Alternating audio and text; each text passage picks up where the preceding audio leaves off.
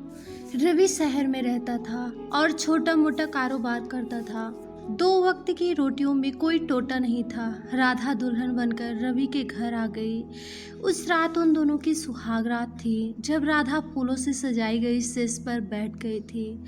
घर में उसके अलावा कोई नहीं था। रवि अब अकेला था। उसकी शादी में आने वाले सब रिश्तेदार चले गए थे। रात के 12 बज गए थे। राधा को समझ में नहीं आया था कि उसके पति आज की रात भी कहाँ रह गए। धीरे धीरे 1 बजकर 10 मिनट पर दरवाज़ा खुला। राधा संभल कर बैठ गई। उसने घूंघट और नीचे कर लिया। रवि धीरे धीरे चलता हुआ सुहाग से इसके पास आया। वह अपने आप पर काबू रखने का पूरा प्रयास कर रहा था। उसके कदम लड़खड़ा रहे थे। राधा कलेजा थाम कर रह गई। उसने एक ही नज़र में पहचान लिया था कि उसे शराबी पति मिल गया है।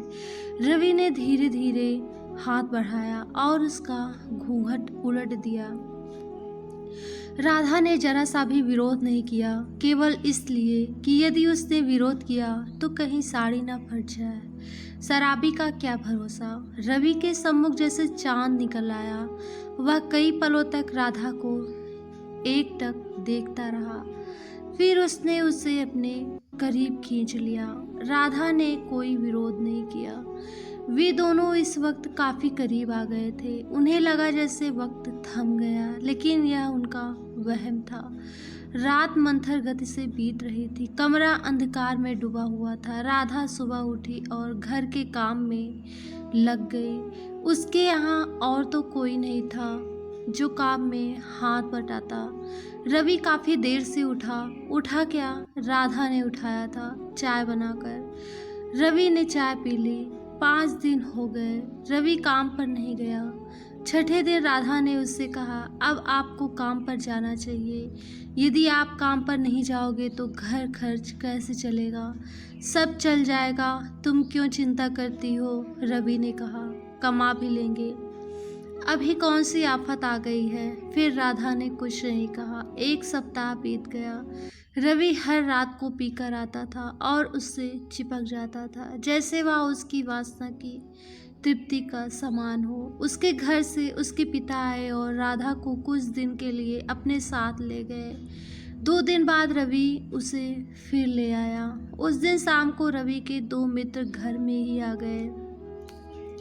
उन तीनों ने एक साथ बैठकर शराब पी। राधा को यह सब अच्छा नहीं लग रहा था, परंतु करती क्या, मजबूर थी। वह जाकर अपने कमरे में बिस्तर पर बैठ गई। उसका पति और उसके मित्र रात को 11 बजे तक पीते रहे। रात में 11 बजे तक राधा बैठी नहीं रही। उसे नींद आ गई और वह सो गई। उसका तो यह रोज का काम था। उसकी आंख तब खुली जब किसी ने उसे दबोच लिया था। उसने आंख खोलकर देखा, उसका पति नहीं था। उसने चीखना चाहा तो उसने उसके मुंह पर हाथ रख दिया। काफी देर तक संघर्ष चलता रहा। आखिर में उसने राधा को दबोच लिया, किसी हिरनी की भांति, जैसे कोई सिंह दबोच लेता है। राधा रोती रही। उसके पति का वह साथी अपनी मनमानी करते चला गया।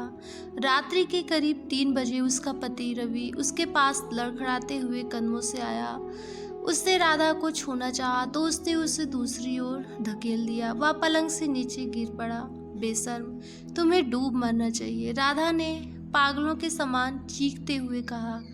अरे रानी, कोई बात नहीं, वह बहुत पैसे वाला है, उसके आने से मुझे कोई ऐतराज नहीं है। रवि ने एक जोरदार ठहाका लगाते हुए कहा। ओ हाँ रानी।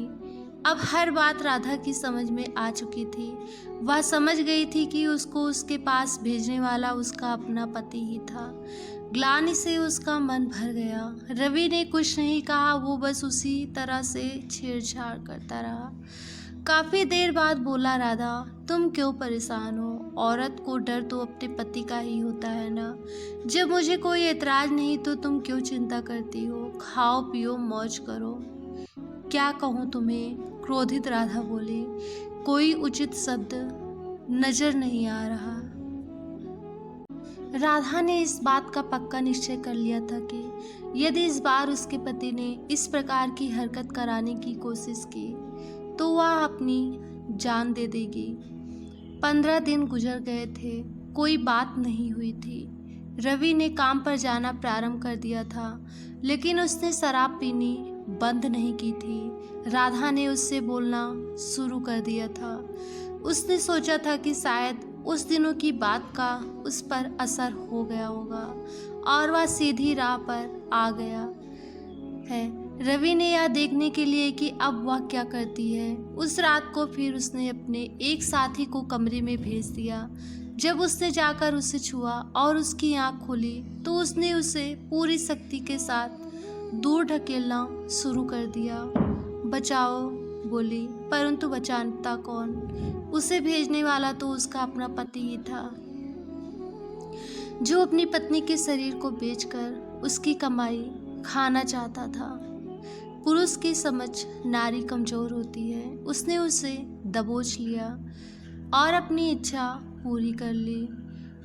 पूरी करने के बाद वह कमरे से निकल गया। उसके जाते जाते राधा बाहर आई और उसने दूसरी मंजिल से छलांग लगा ली। नीचे सड़क पर उसका सिर मिला। वह एक ही पल में स्वर्ग सिधार गई। शराबी रवि भी घर से निकलकर बाहर आया और रोने लगा। उसका साथी उस दुर्घटना को देखकर चुपचाप वहां से खिसक गया। पुलिस आई और लाश को उठाकर ले गई।